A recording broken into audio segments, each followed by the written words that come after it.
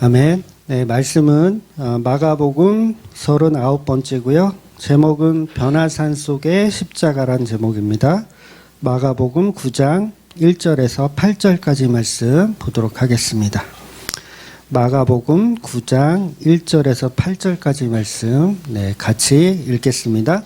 또 그들에게 이르시되 내가 진실로 너에게 이르노니 여기 서 있는 사람 중에는 죽기 전에 하나님 나라가 권능으로 임하는 것을 볼 자들도 있느니라 하시니라. 엿새 후에 예수께서 베드로와 야고보와 요한을 데리고 따로 높은 산에 올라가셨더니 그들 앞에서 변형되사 그 옷이 광채가 나며 세상에서 빨래하는 자가 그렇게 희게 할 수 없을 만큼 매우 쉬어졌더라.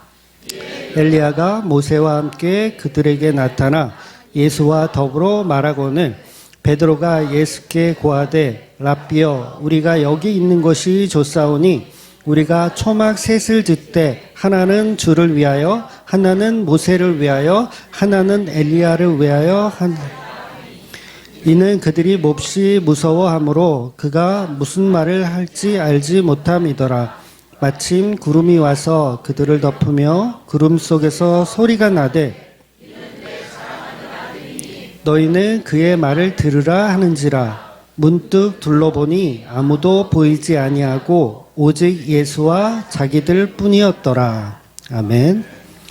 네, 지난주에 기독교의 교리 중에서 일반 계시와 특별 계시가 있다고 말씀드렸어요. 일반 계시는 말 그대로 자연 계시입니다. 자연 계시. 그래서 자연을 통해서 하나님의 존재를 알아가는 것, 그게 이제 일반 계시라기도 하고 자연 계시라고도 해요. 그런데 이제 일반 계시 말고 또 다른 게 이제 특별 계시라는 게 있다 그랬어요. 특별 계시는 말 그대로 성경입니다. 성경 66권이 특별 계시예요. 그렇다면 특별 계시의 목적은 일반 계시의 목적과 전혀 다르죠.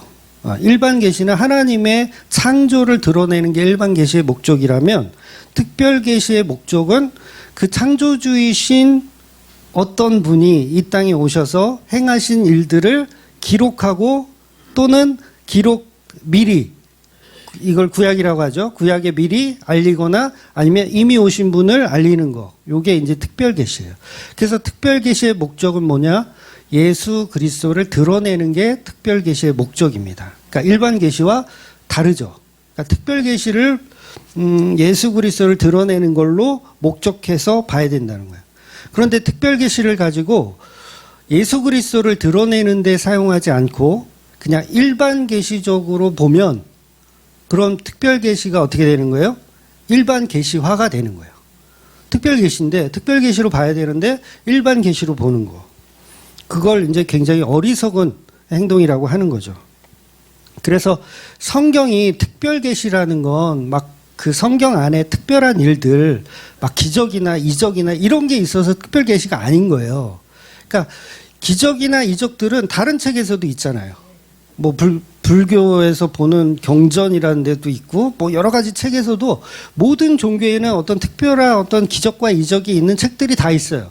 근데 그걸 우리는 특별 계시라고 하지 않아요. 그리고 성경 66권만 특별 계시라고 합니다. 그 이유는 뭐라고요? 성경 66권이 누구를 증거한다? 예수 그리스도를 증거하기 때문에 성경을 특별 계시라고 하는 겁니다. 그래서 성경을 읽으면 읽을수록 누가 드러나야 돼요? 예수님이 드러나야 돼요. 여러분의 종교성이 커지거나 아니면 여러분의 어떤 그런 삶의 지혜가 커지거나 성경을 보면서 그렇게 찾아가면 그걸 뭘 읽고 있는 거예요? 일반 계시를 읽고 있는 거예요.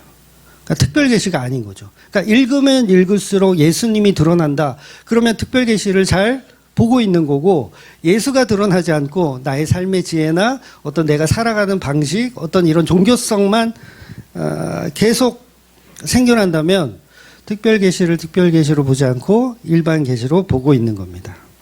그래서 성경을 통해서 예수를 드러내지 않으면 그 사실 다 이단이에요. 그러니까 성경을 보면서 예수를 드러내지 않으면 다 이단이라고 하는 겁니다. 좀 센가요? 그러니까 그런 분들은 신학교를 다시 가야 돼. 그런 목사님도 많거든요. 성경을 가지고 예수를 드러내지 않고 다른 걸 드러내는 그런 목사님들은 신학교를 다시 가서 뭘 배워야 되냐면 조직신학을 다시 배워야 돼요. 처음부터. 왜? 조직신학 안에 특별계시와 일반계시를 배우거든요. 그래서 성경 66권은 특별계시이기 때문에 특별계시를 일반계시의 수준으로 풀면 된다, 안 된다? 안 되는 거예요. 그럼 뭐가 된다? 이단되는 거예요. 그래서 특별계시를 일반계시로 해석하면 그것이 이제 종교고요. 이제 뭐 고등 종교가 될 수도 있겠죠. 그런데 뭐 샤머니즘이나 다 마찬가지가 되는 거예요. 결국 성경 가지고 철학을 만들어내고 성경 가지고 문학을 만들어내고 삶의 지혜를 만들어내면 그 자체가 성경을 제대로 보고 있는 것이 아니라는 거죠. 그래서 지난주에도 말씀드렸죠. 잠언 30장을 가지고 읽어보니까 개미가 미리 준비해. 겨울에 날 먹을 것을 미리 준비해. 아, 성경은 우리에게 유비무환을 가르치고 있구나. 이렇게 믿어버리면, 그렇게 그리고 적용해버리면 이걸 뭐라 그런다? 특별 계시를 가지고 일반 계시처럼 그냥 풀어버리는 거예요. 이게 이단입니다. 너무 제가 심하게 얘기하는 게 아니라 성경을 특별 계시화하지 않으면 그 자체가 아무 소용이 없는 거예요. 그래서 성경 66권은 누구에 관한 이야기다? 예수님에 관한 이야기예요. 그래서 우리 기독교가 말하는 예수란 결국은 그 예수님이 계시의 본질이시다. 창조주 하나님이시다. 누가? 예수님이. 창조주 하나님이시다. 그러니까 성부 하나님은 일반 계시를 통해서도 알 수 있어요. 이 우주 만물을 보면서 와, 이걸 누가 창조했을까? 성부 하나님을 알아갈 수 있어. 근데 성자 하나님, 예수 그리스도를 알아갈 수 있어요? 일반 계시로? 못 알아가요. 알 수가 없어요. 그래서 뭐가 주어졌다?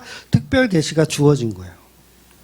그래서 오늘 본문은 그 예수님이 변화된 모습을 보여주시면서 예수님은 보통은 그냥 이제 예수님도 피조물이라고 생각하는 사람들이 많이 있거든요. 종교를 갖고 있는 사람들도 소위 이제 교회 다니는 사람들 중에서도 있어요. 예수님도 피조물이다. 하나님이 나았다. 그러니까 이게 아들이라는 개념이 아니거든요. 그건 비유적으로 말씀하시는 거고 실제로는 성삼위일체 하나님이 다 동일한, 다 동격의 하나님이에요. 높고 낮음이 없어요. 다 똑같은 하나님. 그래서 하나님이 오늘 본문에서도 이는 내 사랑하는 아들이다 이렇게 표현을 하고 있지만 이 자체가 뭐냐면 그의 말을 들으라 그가 나와 같다 그 얘기를 하는 거예요.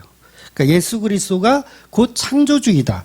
그래서 우리 기독교는 예수 그리스도가 창조주임을 믿는 거예요. 그냥 단순히 하나님에게로 이렇게 내려온 어떤 메시아라든가 아니면 그런 수준의 선지자 이런 분으로 믿는 게 아니라 그분이 창조주 하나님이라고 믿는 거예요. 그래서 오늘 본문이 말하고 싶은 예수님의 변화된 모습은 예수님을 통해서 하나님 나라가 완성되고 있음을 보여주고 있는 설명이에요. 그래서 오늘 본문의 시작을 보면 여기 있는 사람들 중에 죽기 전에 하나님 나라를 권능으로 임하는 것을 볼 자도 있느니라 이렇게 시작하죠. 오늘 본문에 보면 그러면 많은 사람들은 여기서 말하는 하나님 나라가 권능으로 임한다는 이 말을 여러분은 그동안 어떻게 해석하셨어요? 여러분이 죽기 전에 하나님 나라가 권능으로 임하는 것을 눈으로 직접 본대요. 그래서 많은 사람들은 이 부분을 어떻게 해석하냐면 예수님의 재림으로 해석을 합니다. 그러니까 예수님이 구름을 타고 천사, 천군 천사 이렇게 쫙 몰고 와가지고 온대요. 근데 중요한 건 너희가 죽기 전에 그 모습을 볼 거다 라고 해석을 해버린 거예요. 그러니까 그 이유가 뭐냐면 지난주 마지막 본문에 그런 본문이 있었어요. 8장 31절에 보면 인자도 아버지의 영광으로 거룩한 천사들과 함께 올 때에 그 사람을 부끄러워하리니 이 말씀 때문에 오늘 본문의 말씀을 재림이라고 생각해 버리는 거예요.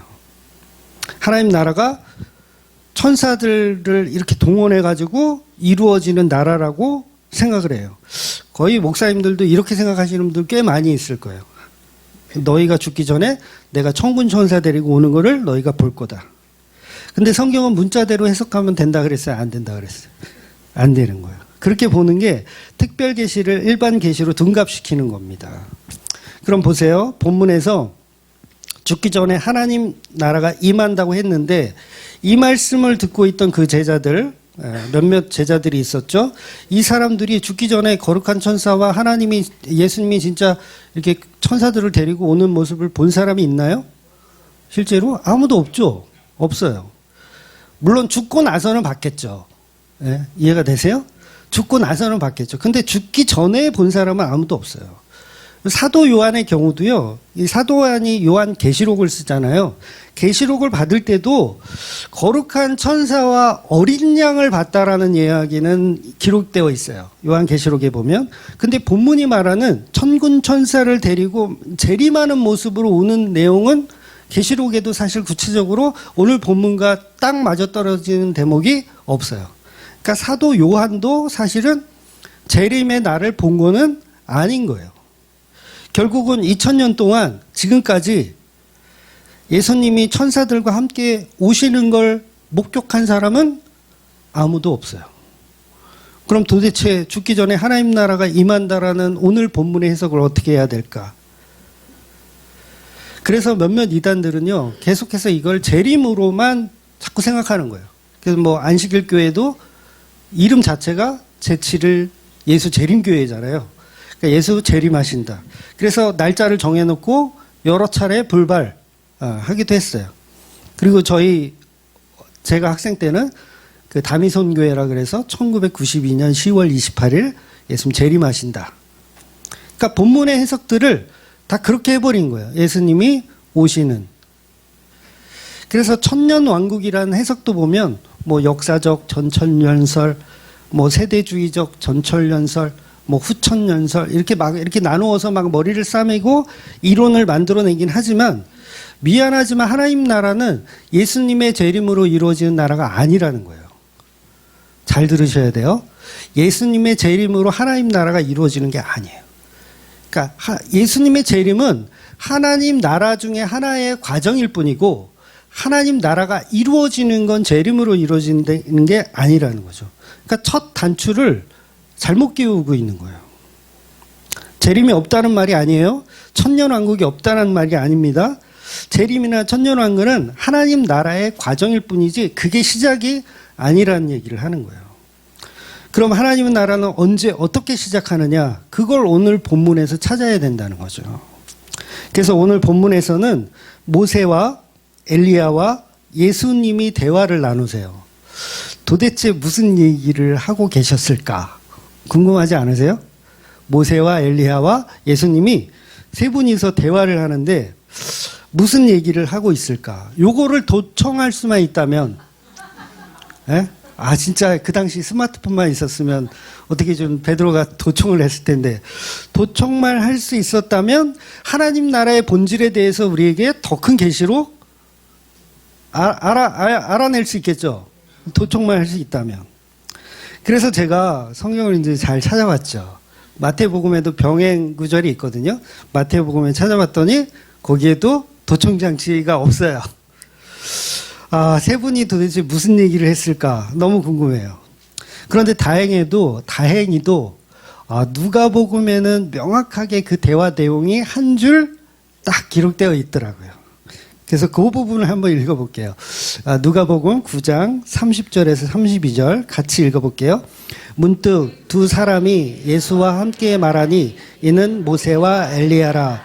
영광 중에 나타나사 장차 예수께서 예루살렘에서 별세하실 것을 말할세. 베드로와 빛 함께 있는 자들이 깊이 졸다가 온전히 깨어나 예수의 영광과 빛 함께 선 두 사람을 보더니 31절에 나와 있어요. 31절에 보니까 모세와 엘리야가 예수님이 무슨 이야기를 하고 있었느냐면 장차 예수께서 예루살렘에서 별세하실 것을 말할세. 그러니까 뭐예요? 세 분이서 무슨 대화를 하고 있었냐면 예수님의 별세에 대해서 이야기를 하고 있었던 거예요. 별세가 뭐예요? 죽었다는 뜻이잖아요. 죽었다는 뜻. 그럼 예수님이 죽는다는 뜻은 뭐죠? 십자가를 이야기하는 거예요.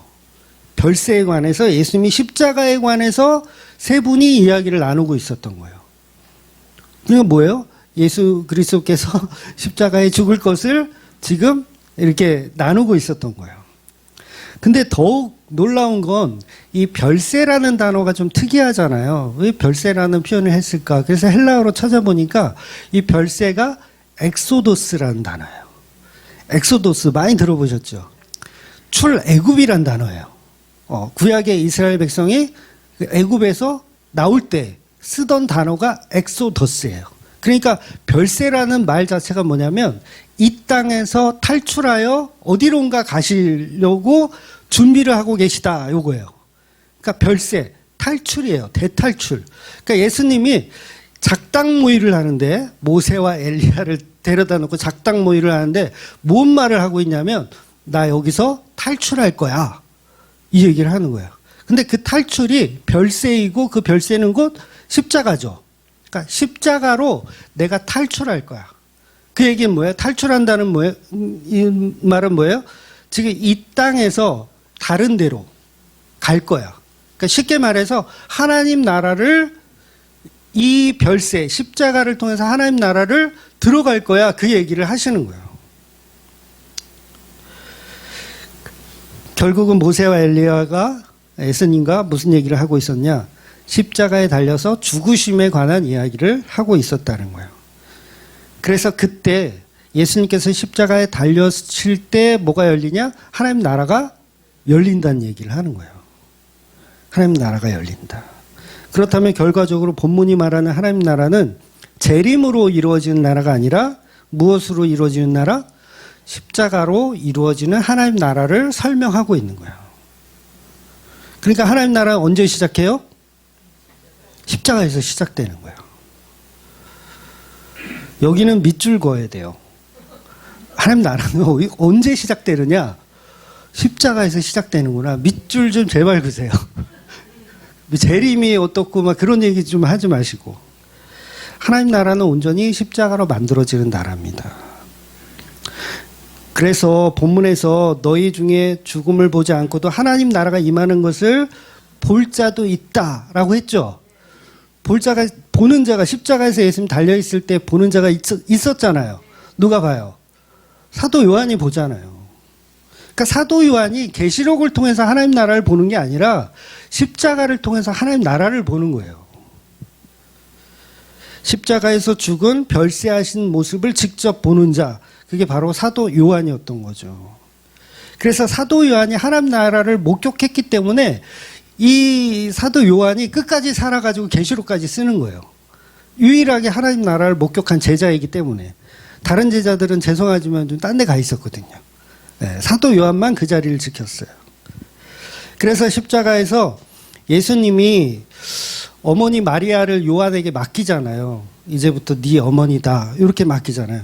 그러니까 하나님 나라가 십자가에서 완성되었으니까 이제 그 제자를 통해서 그 나라를 너가 좀 책임져라, 이 얘기를 하는 거예요.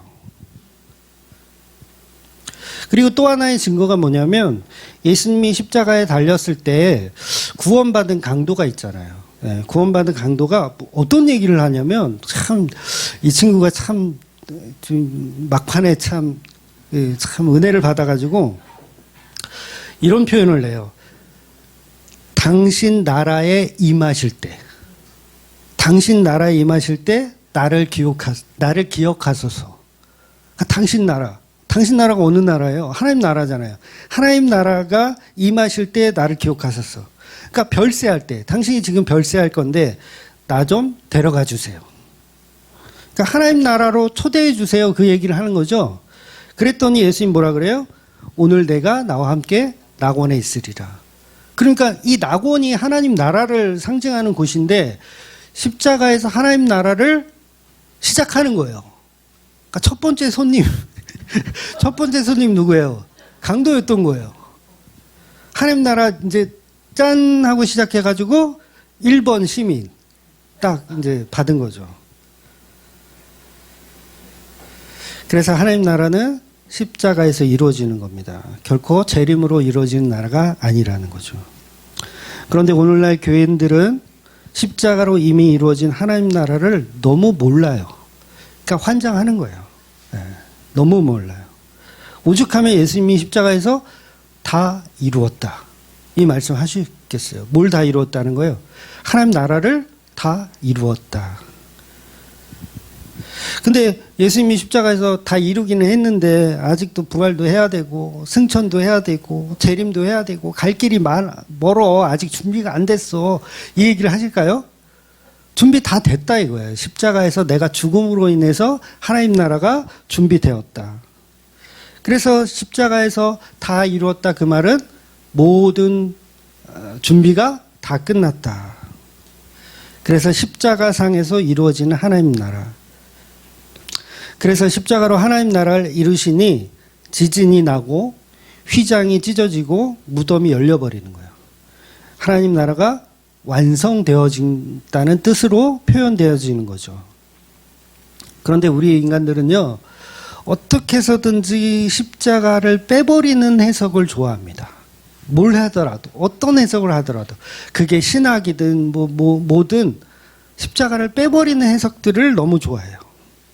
그래서 십자가 없는 재림을 기다리죠. 십자가 없는 재림. 어떤 인간들은 뭐 피지섬이 그게 무슨 하나님 나라라고 막 그러면서 피지섬으로 막 가기도 하고 막 그러더라고요. 하나님 나라라고 사기치고. 그게 뭐예요? 십자가를 뺀 하나님 나라를 추구하는 거예요. 그 여호와의 증인들도 무슨 왕국회관을 만들어 놓고 거기가 하나님 나라라고 막 이렇게 사기를 치죠. 아니요. 하나님 나라는 십자가로 이루어지는 나라입니다. 이 땅에서도 십자가에 죽은 그 예수를 믿고 사는 것이 하나님 나라예요. 십자가에 죽은 그 예수를 믿고 사는 거. 그게 하나님 나라입니다. 엉뚱한 재림에 신경 쓸 시간이 사실은 없어요. 뭐 그렇게 신경을 쓰세요.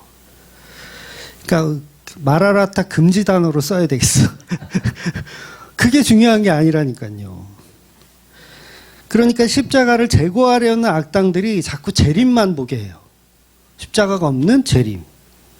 그래서 그 재림만 추구하다 보니까 이 땅에서는 신앙생활 같은 거를 할 필요가 없다라고 생각해 버리죠. 그러니까 교회는 다니지도 않으면서 신앙생활을 안 하면서 예수님의 재림은 열심히 기다려. 오시면 이 세상 다시 쓸어버리고 나는 휴거 받는다. 신앙생활 잘 하는 거예요, 그게? 그 예수 안 믿는 거예요, 그게. 그러니까 예수라는 우상을 믿는 거죠. 나를 이 더러운 곳에서, 이 추악하고 힘든 곳에서 건져줄 우상이 필요한 거지, 십자가에서 함께 죽는 그 성도는 아니라는 거죠. 그런데 십자가의 은혜를 알면 그 자체로 하나님 나라를 살 수밖에 없습니다. 재림은 사실 큰 의미가 없어요, 오히려. 언제 오시거나 상관없어. 그냥 나는 오늘 이 땅에서 예수 그리스도의 십자가의 은혜로 사는 거예요. 여기가 하나님 나라죠. 그러니까 재림을 자꾸 기다린다는 것은 내 안에 예수가 없다는 뜻이잖아요. 내 안에 예수가 없으니까 빨리 오소서 하는 거예요. 빨리 오소서. 아니, 이미 여기 계시단 말이에요. 예수님이 그러시잖아요. 여기 있다, 하나님 나라가 여기 있다, 저기 있다 해도 속지 마라. 하나님 나라가 어디 있다? 너희 안에 있다. 그 십자가와 함께 매달려 죽은 성도 안에 하나님 나라는 이미 존재하는데 자꾸 밖에 있는, 그러니까 힘들죠. 이 세상 사는 게 지긋지긋하고. 그러니까 빨리 건져줬으면 하는. 근데 그게 우상이라는 거예요, 그게.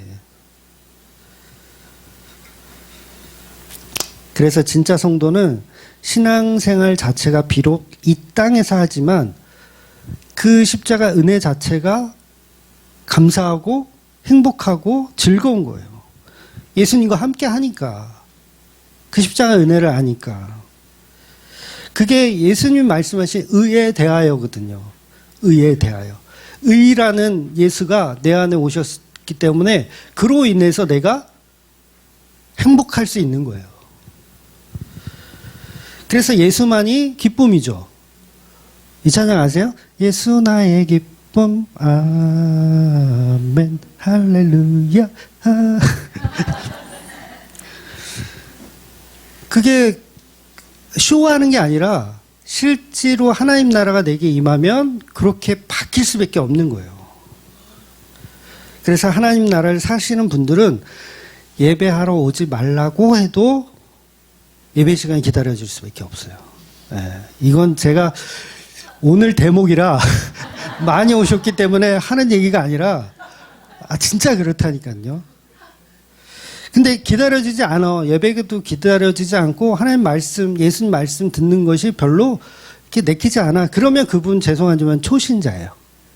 아직 하나님 나라를 체험하지 못한 초신자. 그러니까 예수님의 사랑을 깊이 있게 깨달으면 그 자체가 계속 기쁘고 즐거울 수밖에 없죠. 그래서 이미 하나님 나라를 살고 있는 분들은 오지 말라 그래도 길을 쓰고 오더라고요. 마치 교회가 가족과 같고, 가족과 같고 이런 느낌. 소중하죠. 그러니까 하나님 나라가 권능으로 임한다는 것은 결국 십자가로 이루신 권능을 말하는 겁니다. 국가의 3대 조건 아시죠? 학교 다닐 때 배우잖아요. 국가의 3대 조건 뭐죠? 주권, 영토, 그 다음에 국민, 시민.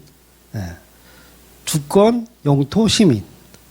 그럼 하나님 나라가 만들어지는 시기는 주권이 있어요. 예수님은 이게 주권이죠. 영토도 있어요. 이 땅이 됐든 하나님 그 천국이 됐든 영토도 있어요. 근데 지금 뭐가 없어요? 시민이 없는 거예요. 시민이. 예수님이 십자가에 달리셨는데 아무도 안 믿잖아요. 그러니까 시민이 없는 거예요. 하나님 나라가 그러면 언제 이루어졌다 했을 때 십자가에서 이루어지는 거예요. 그 강도를 첫 시민으로 해가지고 그때부터 생기는 거예요. 그래서 예수님의 십자가에서 이루심으로 그 십자가를 믿는 사람들, 요한, 사도 요한도 그렇고요, 마리아도 그렇고, 우편 강도도 그렇고, 이렇게 시민들이 만들어지는 거예요. 그러니까 성탄절 아기 예수가 이 땅에 오시는 게 하나님 나라가 아니에요. 오해하시면 안 돼요. 그러니까 성탄절 오늘 좋죠. 좋은데 그게 하나님 나라를 이루는 그 시작, 그 스타트가 아니라는 거예요. 왜냐하면 성탄절 예수가 오셔도 우리 인간들은요, 그분을 기뻐하지 않아요. 기뻐하지 않아. 왜? 믿음이 없으니까. 뭐에 대한 믿음? 십자가에 대한 믿음이 없으니까. 그러니까 성탄절로 메시아가 오셨어. 그래서 우리는 막 좋아. 즐거워. 호산나를 외쳐. 그런데 그분이 십자가에 달리시니까 어떻게 된다고요? 우리는 다 그 메시아를 싫어해요. 성탄의 메시아를 싫어해요. 왜? 십자가가 결부되는 그 순간 우리는 그걸 싫어하는 거예요. 그런데 하나님 나라는 성탄절로 이루는 나라가 아니라 십자가로 이루는 나라예요. 그러니까 예수 그리스도의 성탄절도 십자가로 해석을 해야 돼요. 그래야 이게 우리의 기쁨이 바른 기쁨이 되는 거예요. 안 그러면 세상 사람들처럼 그냥 저렇게 산타복 입고 이렇게 흥청망청하는 날로 그냥 보낼 수밖에 없는 거죠. 그런데 성도들은 어떤 마음으로 성탄절을 기억해야 되냐면 십자가를 지러 오신 예수로 보셔야 된다는 거예요. 십자가를 지러 오신 예수. 하나님 나라를 완성하기 위해서 시민들을 한 사람 한 사람 모으기 위해서 오신 그 예수로 봐야 된다는 거죠. 그래서 세례 요한도 뭐라고 했습니까? 하나님 나라가 가까이 왔다라고 표현해요. 하나님 나라가 이미 시작됐다가 아니에요. 가까이 왔다. 그래서 진리로 믿는 존재들이 생겨날 때, 그 십자가를 통해서 생겨날 때 하나님 나라가 시작이 된 겁니다. 그래서 예수님은 역설적으로 십자가를 염두하여 하나님 나라가 이미 너희 안에 있다라고 말씀하신 거예요. 그러니까 가짜 하나님 나라에 속지 마세요. 여기 있다 저기 있다 하여도 가지 마세요. 강원도 어느 산에 하나님 나라가 있다? 아니에요. 우리 안에 있습니다. 지난주 말씀 뭐였어요? 각자 자기 십자가를 지고 따르는 자. 예수님 말씀하셨잖아요. 각자 너희들의 십자가를 지고 따라라. 그 마음 속에 하나님 나라가 임하는 거예요. 그러니까 십자가 없이 하나님 나라가 임하지 않습니다. 그래서 십자가에서 예수님이 하나님 나라를 이루시고 우편 강도를 첫 시작으로 백성들이 만들어지는 거예요. 그 이후에 이제 점점 많아지죠. 예를 들면 마가다락방에서 120문도가 성령을 체험하고 그분들이 뭐예요? 다 시민이 되는 거죠. 그리고 베드로가 설교했더니 3,000명씩 회개하고 이렇게 하나님 나라가 확장되어져 가는 거예요. 언제부터 시작한다고요? 십자가를 통해서 시작하는 거예요. 그래서 성도들은 어디를 가나 그 십자가만 있으면 하나님 나라를 사는 겁니다. 그래서 오늘 본문 마지막 8절에 보면 결국 뭐만 남냐면 예수님과 제자들만 남아요. 하나님 나라 그게 끝이에요. 다른 거 필요가 없어. 예수님과 그 제자들. 그러니까 예수님과 신부된 교회만 있으면 그 자체가 하나님 나라인 거예요. 주권은 이미 예수님에게 있고 땅은 여기든 저기든 상관없어요. 그래서 교회만이 재창조되는 땅이라는 거죠. 에덴 동산을 볼까요? 에덴 동산 보면 주권과 영토와 백성이 다 있었어요. 거기도 하나님 나라예요. 근데 뭐가 하나 상실돼 버리죠? 뭐가 상실되냐면 백성이 상실돼 버려요. 백성이 죄를 지으면서 에덴 동산을 쫓겨나. 그러면 에덴 동산은 더 이상 하나님 나라가 아니에요. 그래서 하나님 나라를 만드시려고 에덴 동산을 떠나서 세상으로 오신 분이 바로 예수 그리스도라는 거죠. 그래서 구속사라는 그 재창조를 통해서 거듭남을 통해서 하나님 나라를 회복시키는 게 예수님이 하신 놀라운 일이라는 거예요. 그러니 하나님 나라는 천구 천사가 나팔을 불면서 임하는 것이 하나님 나라가 아니고 미련하고 어리석어 보이는 그 십자가에 죽으신 예수님이 나의 진정한 통치자여 나의 왕이시고 나는 그분의 백성입니다 라고 할 때 하나님 나라가 이루어지는 겁니다. 그래서 오늘 본문을 보면 베드로 자신이 무슨 소리를 하는지 모르는 소리를 하는데 뜬금없이 초막셋을 짓고 살자고 하는 거예요. 초막셋을 짓고. 왜냐하면 지난주에 예수님이 많은 고난을 받고 장로들과 대제사장들과 서기관들에게 버림받아 죽임을 당해야 한다고 했잖아요. 이미 말씀하셨잖아요. 그러니까 베드로는 이제 안 된다고 했어요. 그러니까 베드로는 오늘 본문에서도 역시 예루살렘에 가서 괜히 죽으시지 마시고 그냥 일단 여기서 초막 짓고 삽시다. 여전히 베드로 속에는 하나님 나라가 있는데 어떤 하나님 나라가 있냐면 십자가가 없는 하나님 나라를 추구하는 거예요. 요걸 마귀 새끼라고 하는 겁니다. 그러니까 하나님 나라를 추구하긴 해. 재림도 기다리고 막 교회도 다니고 막 열심히 해. 근데 뭐가 없냐면 십자가가 없는 하나님 나라를 꿈꾸고 있는 거예요. 그래서 베드로는 뭐예요? 마귀 새끼인 거예요. 그러니까 베드로가 볼 때 예수님이 있죠. 모세 있죠. 엘리야 있죠. 그 다음에 요한 있죠. 야고보 있죠. 있을 게 다 있잖아요. 충분해. 이게 하나님 나라구나. 와, 너무 좋다. 예수님 여기서 우리가 초막셋을 짓고 여기서 살면 너무 좋겠어요. 우리 이렇게 하는 게 어때요? 근데 이게 이단이라는 거예요. 굉장히 그럴듯한 사고인데 뭘 뺐냐? 십자가를 빼버린 거예요. 십자가를 빼버린 하나님 나라. 그러니까 베드로의 가장 큰 실수는 항상 십자가 없는 하나님 나라를 꿈꿔요. 혹시 저와 여러분 중에서도 있을 수도 있어요. 십자가를 빼버린 하나님 나라. 교회가 계속 그걸 반복해 실수를 한다는 거예요. 베드로가 지금 한 번 실수가 아니잖아요. 지난주에도 실수했는데 오늘 또 실수하는 거예요. 그러니까 교회가 맨날 왜 십자가 이야기만 하느냐. 건설적인 이야기를 해야지. 그런 사람들 은근히 많아요. 물론 여러분은 피드백이 좀 없을 수 있지만 저는 피드백이 좀 있거든요. 왜 맨날 십자가 얘기만 하느냐. 그러니까 맨날 십자가 얘기만 하느냐, 그게 오히려 이상하게 보는 거죠. 근데 제가 서두에 왜 특별계시는 누구만 드러내야 된다 그랬어요. 예수만 드러내야 된다. 창세기가 됐건 레위가 됐건 뭐가 됐건 예수를 드러내야 되고 그 예수의 십자가. 예수가 와서 여기서 뭐 한 거를 드러낼 거예요. 뭐 병 고치고 이런 거 드러낼 거예요. 십자가 지신 그 예수를 드러내야 된다는 거죠.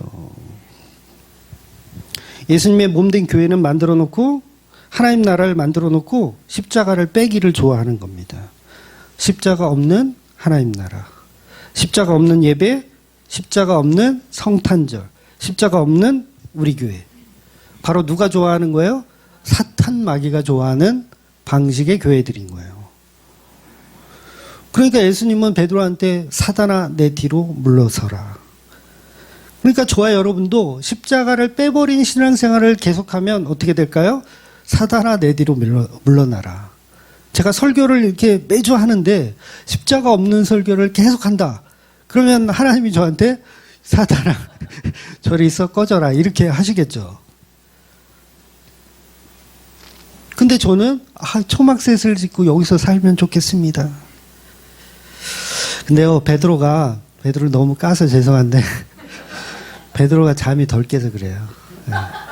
진짜 잠이 덜 깼어요. 베드로 자신도 제정신으로 하는 말이 아니에요. 오늘 본문 6절에 보면 이는 그들이 몹시 무서워함으로 그가 무슨 말을 할지 알지 못함이더라. 그리고 아까 읽은 우리 누가복음으로 봤지만 누가복음에서는요 자빠져 자고 있었어요. 갑자기 일어나가지고 초막zet을 짓고 삽시다. 본인도 무슨 말을 하는지 몰라요. 여러분 십자가를 빼버린 설교요. 본인들도 그 설교를 왜 하는지 몰라요. 무슨 얘기인지 이해되세요? 설교를 하는데 십자가 뺀 설교를 매주 목사님들이 다 하잖아요. 근데 본인도 무슨 말을 하는지 몰라요. 굉장히 심각한 거예요. 그러니까 베드로가 지금 잠에서 깨가지고 자기가 무슨 말을 하는지도 모르고 초막셋을 짓고 살자고 하는데 이게 도대체 무슨 얘기인지 본인도 몰라요. 그러니까 요게 어떤 거냐면 쉽게 얘기하면 그냥 멍청한 건데 이게 그 표현이거든요. 약간 동물적인 어떤 그걸 뭐라 그러죠? 동물적인 어떤 본능적인 어떤 그런 거예요. 본능적인 거. 그러니까 인간의 본능은 죄성이거든요. 그러니까 죄성이 그냥 튀어나오는 거예요. 그냥 놔두면 성령이 일하지 않고 그냥 놔두면요. 교회가 그렇게 돼요. 십자가를 빼버리는 설교를 하는데 자기도 무슨 얘기를 하는지 몰라요. 그러니까 저와 여러분도 다 마찬가지입니다. 그래서 본문에서 베드로가 몹시 무서워했다 하잖아요. 무서워했다. 근데 이 단어가 좀 저한테는 좀 거슬리더라고요. 도대체 뭐가 무서운 거야? 잠에서 깨가지고 터는데 잠에서 깨가지고 터는데 뭐가 무서운 거야? 찾아봤더니 단어가 이게 히브리서 12장에도 똑같은 단어가 한 번 딱 나오더라고요. 근데 이게 어떤 느낌이냐면 모세가 가시떨기에서 하나님 만났을 때 곧떨림이 있더라고요. 곧떨림. 그러니까 그 모세도 사실 본인이 누구를 만나는지 모르잖아요. 얼떨떨한 거죠. 지금 그 상황이 지금 베드로의 상황이라는 거예요. 그러니까 자기만 편하게 살자고 초막셋을 짓는 건 아니에요.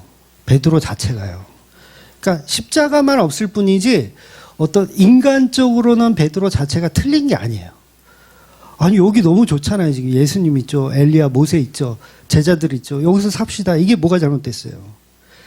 칭찬해 줄 만한 신앙 고백이라고 할 수 있어요. 근데 문제는 십자가가 빠졌다는 거죠. 그래서 베드로는 자기가 뭔 말을 하는지도 모르게 그 예수님의 모습이 너무 황홀하고 멋진 거예요. 자기도 모르게 여기가 하나님 나라구나. 그러면 여기서 우리 삽시다. 충분합니다. 그런데 베드로의 그 믿음 가지고는 하나님 나라에 들어갈 수 있는 믿음이 아니라는 거죠. 그래서 베드로는요. 이기적인 모습으로 초막을 만들어 주겠다고 한 게 아니라 십자가가 없다라는 그 마귀적인 행동을 한 거예요. 그 요한복음 때도 제가 설명드렸지만 베드로가 닭 2번 울기 전에 3번 부인하잖아요. 요거 자기가 자기 혼자 살아보겠다고 한 부인이 아니었어요. 그러니까 자기가 잡히면 좋을 게 하나도 없거든요. 예수님한테도 재판이 불리할 게 뻔해요. 왜냐하면 칼을 자기가 갖고 있거든요. 예수님이 준비하라고 한 칼을 자기가 갖고 있고 그 다음에 자기가 여기서 잡혀버리면 다른 제자들까지 줄줄이 사탕으로 다 잡힐 수도 있어요. 그래서 의리를 지키고자 사실은 베드로도 예수님을 부인한 거예요. 왜냐하면 내가 잡히면 예수님은 100% 사형이거든요. 그러니까 내가 어떻게든 빠져나가야 된다라는 의리를 갖고 있었어요. 그런데 그게 그 의리가 하나님 나라를 만들 수 있는 의리가 아니라는 거예요. 그러니까 그 역시 십자가를 빼버린 의리. 그러니까 오늘 본문도 하나님 나라 너무 좋잖아요. 누가 봐도 그건 잘한 행동인데 뭘 뺐냐면 십자가를 빼버린 고백을 했다라는 거예요. 그러니까 저와 여러분도요, 정신을 잘 차려야 돼. 그러니까 사실 정신을 차리라는 말도 성령의 은혜가 있어야 이게 보이는 거예요. 그러니까 교회가 왜 타락합니까? 아니, 교회가 왜 부흥하는지 아세요? 십자가를 빼버리면 부흥해요. 오늘부터 한번 빼볼까? 사람들, 오늘 대목에 사람들 많이 왔는데, 씨, 여기 터고, 씨, 여기 203호, 씨, 계약해버려?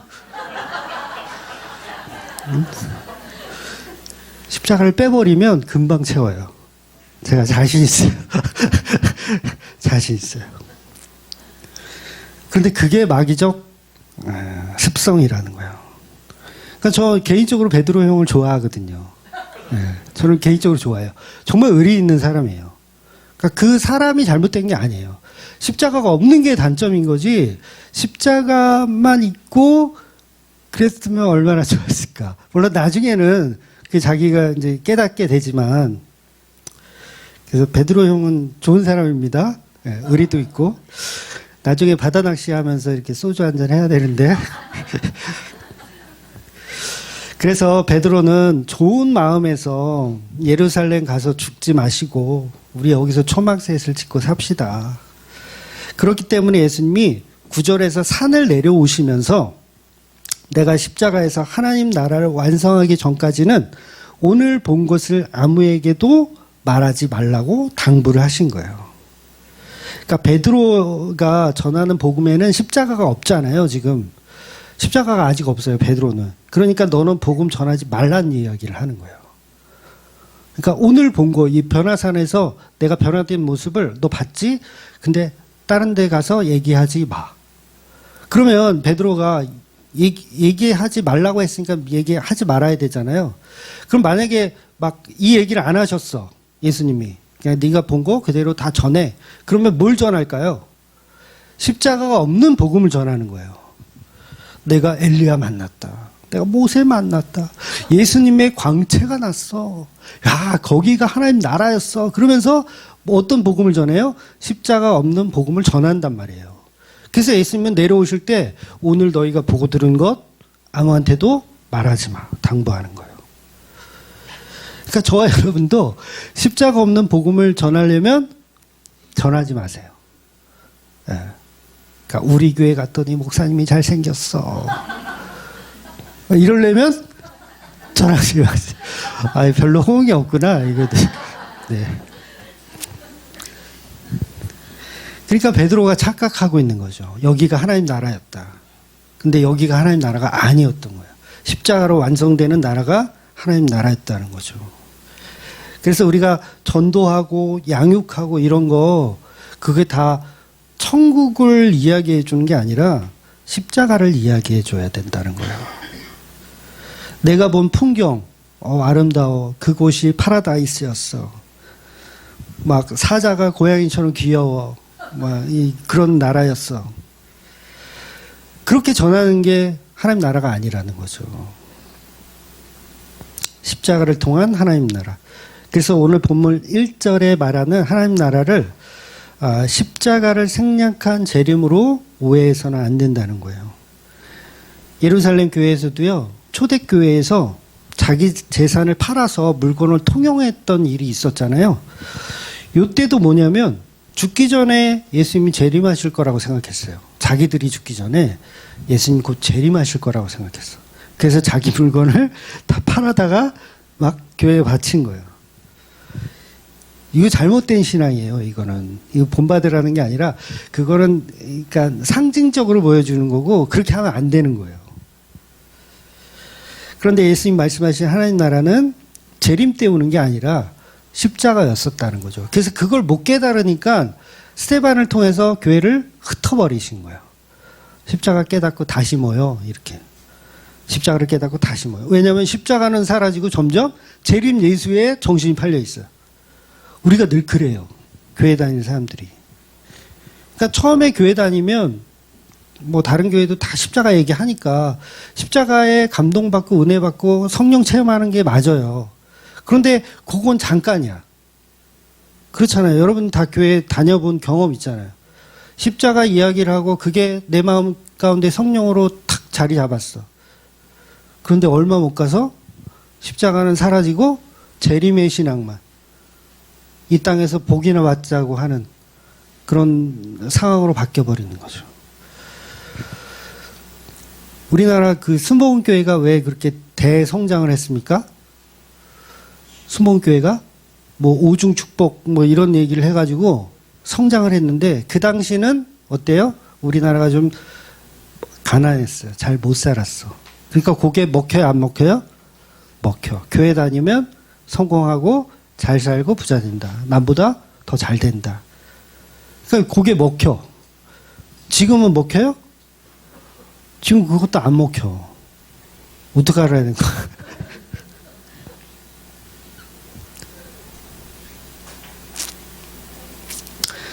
그래서 2절부터는 하나님 나라를 모형으로 보여주면서 구약의 사람들이 등장했던 거예요. 엘리야와 모세가 그래서 등장하는 겁니다. 여러분 초대교회에서도요. 유대인들 출신의 기독교인, 그러니까 유대인이었는데 예수님의 보혈의 은혜를 체험하고 기독교인이 됐어요. 그런데 그들에게 어떤 잘못된 교리가 들어가기 시작했냐면 구약의 사람들은 예수님을 만난 적이 없잖아요. 뭐 아브라함이나 다윗도 그렇고 예수님은 직접 만난 사람이 만나지 않았는데 예수님의 십자가 사건 없이도 다윗도 아브라함도 다 구원을 받았잖아요. 그렇게 생각한 거예요, 유대인들은. 충분히 그렇게 생각할 수 있거든요. 그러니까 우리도 지금 보면 뭐 이런 질문, 어린 친구들이 이런 질문 할 수 있잖아요. 뭐 세종대왕이나 이수신 같은 그런 분들은, 훌륭하신 분들은 어떻게 해서 어떻게 구원 받나요? 라는 질문을 할 수 있잖아요. 그럼 이제 목사들이 답변을 해줄 때 그냥 모르면 모른다고 하면 되는데 그 시대는 그들이 복음을 들을 수 없었기 때문에 그분들은 이제 선행이나 아니면 윤리나 도덕으로 아니면 착하게 살아서 이렇게 구원을 얻습니다. 이렇게 대답하는 정신 나간 목사들이 많아요. 은근히. 아마 여러분 중에서도 혹시 있었다면 네. 그렇게 말하면요. 원효대사도 구원의 가능성이 있는 거예요. 불교에도 구원이 있다고 말해야 돼요. 만약 그게 선행으로 구원받는다는 말이 맞다면 원효대사나 뭐 그런 사람들도 구원을 받았다. 그러니 불교에서도 구원이 있다라고 해야 돼요. 그러니까 초대교회에 있었던 유대인들의 사고가 딱 요 사고였어요. 그러니까 구약의 사람들은 예수님 만나지 않았으니 십자가가 서기 전에 다 죽었으니 그들은 십자가 없이도 구원을 받을 수 있구나라는 사고가 들어오기 시작한 거예요. 그러니까 유대적 방식으로 충분히 그렇게 생각할 수 있거든요. 그러니까 어떤 일이 벌어지냐면 우리 유대인들은 특별히 하나님의 은총을 받았기 때문에 십자가 없이도 구원이 가능한 존재들이다라고 생각하기 시작했어요. 그래서 다시 유대주의로 돌아가는 일들이 교회 안에 벌어진 거야. 아브라함도 다윗도 예수 없이 구원받았으니 우리 유대인들은 특별해서 예수가 없어도 구원이 가능하다라고 교회를 이탈하기 시작하는 거예요. 그래서 그게 무슨 개 풀 뜯어먹는 소리냐고, 도대체 그런 논리가 어디서 나왔느냐고 유대인들, 즉 히브리인들을 막 까는 내용의 성경이 뭐예요? 히브리서잖아요. 성경에 대해서 잘 모르시는군요.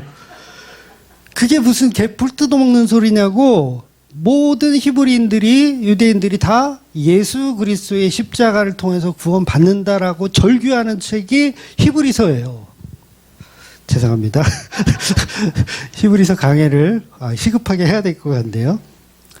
그러니까 구약의 율법이 전부 예수님을 예표하는 것이다. 이 얘기를 하는 거예요. 여러분 구약에 레위기서가 있다면 신약에서는 히브리서가 있어요. 그러니까 모든 구원은 예수님의 십자가로만 이루어집니다. 딴소리 하지 마세요. 제발. 뭐 구약 사람들은 착하게 살면 구원받는다? 아니에요. 다 십자가로.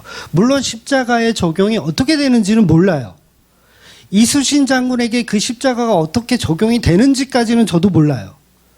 그런데 적용이 된다면 그분은 구원이고 적용이 안 되면 구원이 못 받는 거예요.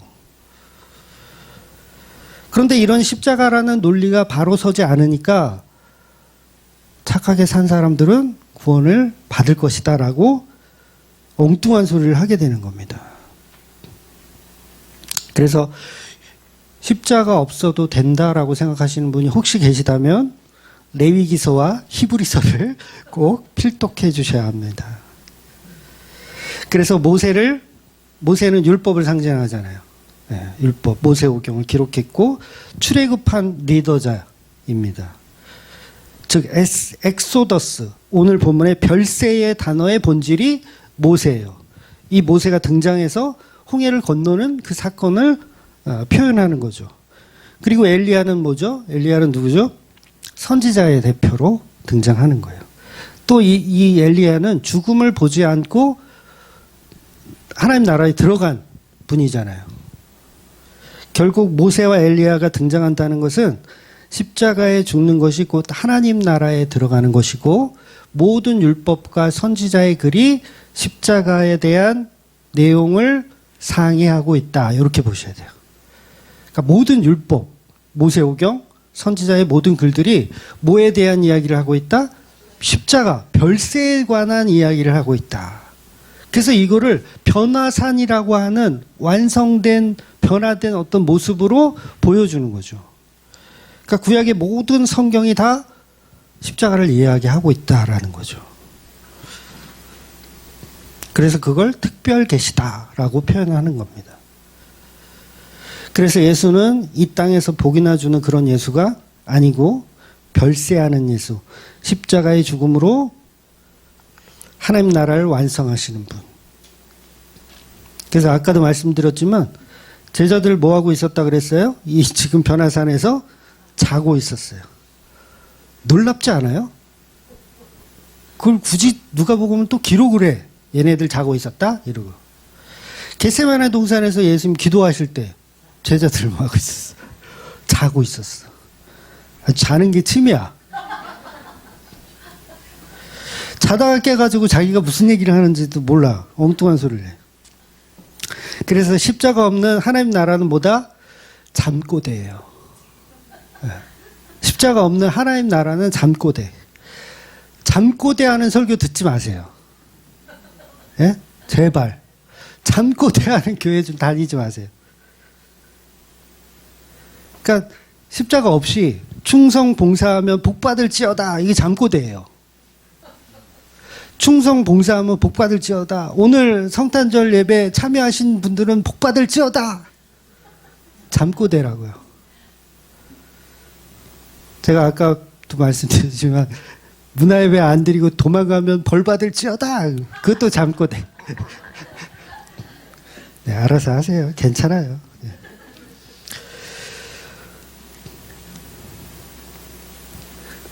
그래서 베드로가 그걸 자꾸 놓치는 거예요. 십자가를 자꾸 놓치는. 이게 우리의 모습이에요, 여러분. 베드로 막 이게 흉볼 일이 아니라 우리가 베드로의 모습으로 계속 잠꼬대를 한다고요. 그러니까 요 바로 전주에 주는 그리스도시요 살아계신 하나님의 아들입니다. 이렇게 고백했잖아요. 근데 오늘 본문은 라삐어 그러고 있어요. 또 미쳤어. 자다가 깨가지고 라삐어 초막 셋을 짓고 우리 여기서 삽시다. 모세와 엘리야와 예수를 동등하게 보는 거예요. 왜 이러는 거예요? 잠이 덜 깨서.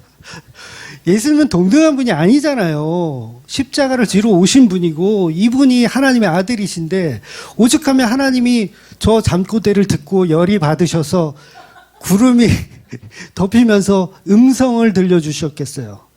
이는 내 사랑하는 아들이다. 이 아들의 말을 듣고 따라라. 이 잠이 덜 깬 베드로야. 그러니까 너희들이 상상하는 대로 하나님 나라를 상상하지 말고 예수께서 이루신 십자가를 기다리라는 얘기를 하는 거예요. 예수의 말을 듣고 기다려라. 이는 내 사랑하는 아들이다. 제발 잠꼬대 그만하고 십자가 빼버린 하나님 나라 추구하지 마라. 그래서 오직 십자가에 죽으신 그 예수님만 나의 절대적 주권이며 나의 나라, 나의 하나님 나라의 왕이시며 나는 그분의 백성임을 믿고 사시는 저와 여러분이 되시기를 주의 이름으로 축원드리겠습니다. 아멘. 기도하겠습니다.